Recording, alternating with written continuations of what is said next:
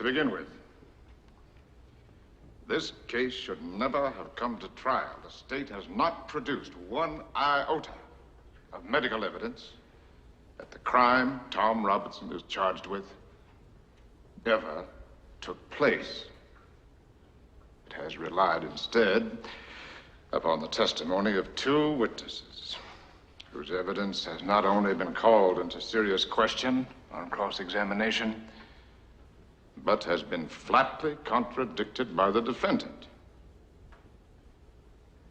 Now, there is circumstantial evidence to indicate that Mayella Ewell was beaten savagely by someone who led almost exclusively with his left.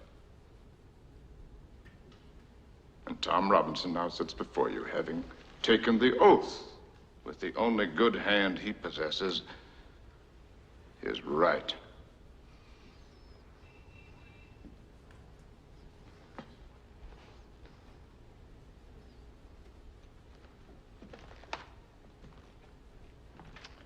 I have nothing but pity in my heart for the chief witness for the state. She is the victim of cruel poverty and ignorance. But my pity does not extend so far as to her putting a man's life at stake, which she has done in an effort to get rid of her own guilt. Now I say guilt, gentlemen, because it was guilt that motivated her. She's committed no crime. She has merely broken a rigid and time-honored code of our society.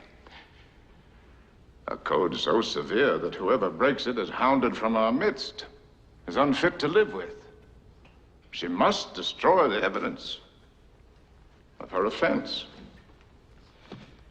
But what was the evidence of her offense?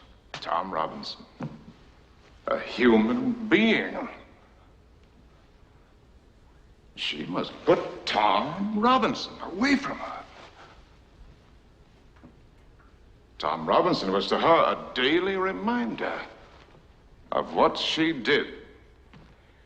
Now, what did she do? She tempted a Negro. She was white, and she tempted a Negro. She did something that in our society is unspeakable. She kissed a black man. Not an old uncle, but a strong, young Negro man. No code mattered to her before she broke it, but it came crashing down on her afterwards.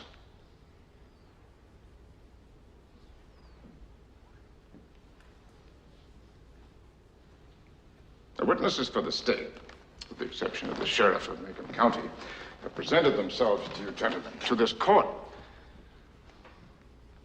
in the cynical confidence that their testimony would not be doubted. Confident that you gentlemen would go along with them on the assumption, the evil assumption, that all Negroes lie, all Negroes are basically immoral beings, all Negro men are not to be trusted around our women. An assumption that one associates with minds of their caliber, and which is in itself, gentlemen, a lie, which I do not need to point out to you.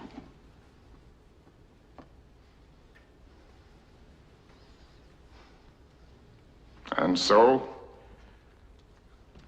a quiet, humble, respectable Negro who has had the unmitigated temerity to feel sorry for a white woman has had to put his word against two white peoples.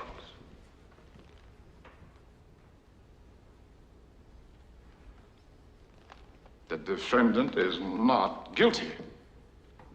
But somebody in this courtroom is. Now, gentlemen,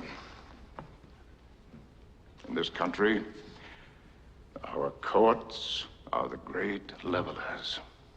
In our courts, all men are created equal. I'm no idealist to believe firmly in the integrity of our courts and of our jury system. That's no ideal to me. That is a living, working reality.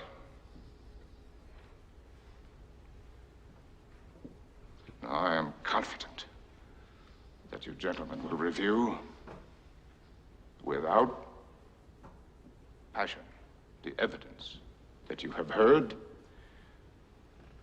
come to a decision, and restore this man to his family.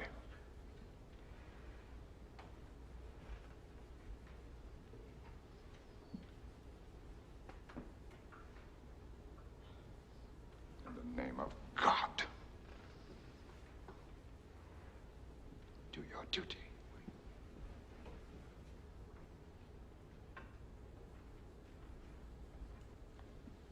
In the name of God, believe